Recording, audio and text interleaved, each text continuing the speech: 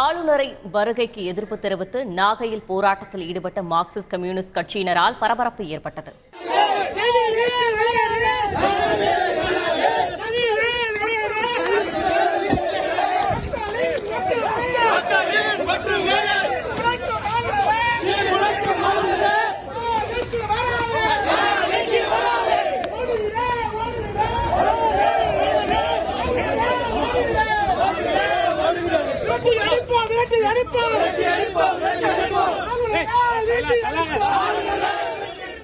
இது குறித்த கூடுதல் தகவலை செய்தியாளர் ஸ்ரீதர் வழங்க கேட்கலாம். வணக்கம் ஸ்ரீதர், போராட்டத்தில் ஈடுபட்டவர்கள் அப்புறப்படுத்தப்பட்டார்களா?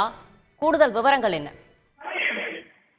தமிழக ஆளுநர் RN ரவி இன்று நாகப்பட்டினத்திற்கு பல்வேறு நிகழ்ச்சிகளில் கலந்து கொள்வதற்காக வருகை தந்தார். குறிப்பாக கீழவெண்மணி சென்ற அவர் அங்கு தியாகியை சந்தித்தார். அதனைத் தொடர்ந்து வேளாங்கண்ணி மாதா கோவிலுக்கு சென்று தரிசனம் செய்து நம்பியார் நகர் மீனவ கிராமத்திற்கு சென்று விட்டு சற்று முன்னர் தற்போது நாகையில் உள்ள ஆண்டவர் தனியார் கல்லூரியில் நடைபெறும் நிகழ்ச்சியில் தமிழ்நாடு சேவா சங்கம் சார்பில் நடைபெறும் நிகழ்ச்சியில் பங்கு கொள்ள வருகை தந்தார். இதனை அறிந்து இன்றைக்கு நாகை மாவட்டத்தில் பல்வேறு கட்ட போராட்டத்தை சில அரசியல் கட்சிகள் செய்திருக்கிறார்கள்.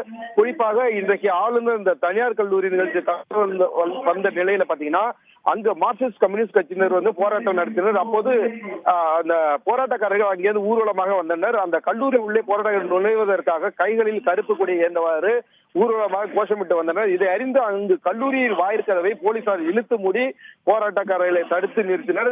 அப்போது பாத்தீங்கன்னா இந்த முற்றுகையிட முயன்ற மார்க்சிஸ்ட், இந்த திமுக அந்த போராட்டக்காரர்களுக்கும் போலீசாருக்கு இடையே பாத்தீங்கன்னா கடும் தள்ளுமுள்ளு ஏற்பட்டது. இதனால் அங்க பெரும் பரபரப்பு நிலவியது.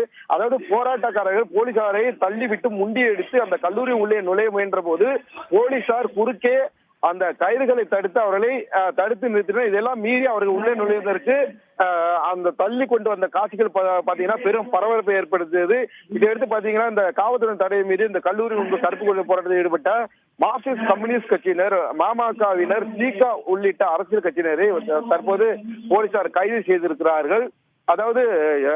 ஆளுநர் உள்ளே நுழைவதற்கு 2 நிமிடங்களுக்கு முன் என்பது இந்த கைது நடவடிக்கை என்பது நடைபெற்றிருக்கிறது. தொடர்ந்து பாத்தீங்கன்னா இதே போல ஆளுநருக்கு எதிராக இந்த நாகை மாவட்டம் வெண்மணியிலையும் முன்னாள் சட்டமன்ற உறுப்பினர் மாரிமுத்து தலைமையில் மார்க்சிஸ்ட் கம்யூனிஸ்ட் கட்சியினர் போராட்டம் நடத்தினர். அவர்களும் கைது செய்யப்பட்டிருக்கிறார்கள். இதே போல ஆளுநருக்கு எதிராக நாகை மாவட்டத்தில் 3 இடங்களில் போராட்டம் நடத்தியவர்கள் தற்போது கூண்டோடு கைது செய்யப்பட்டிருக்கிறார்கள்.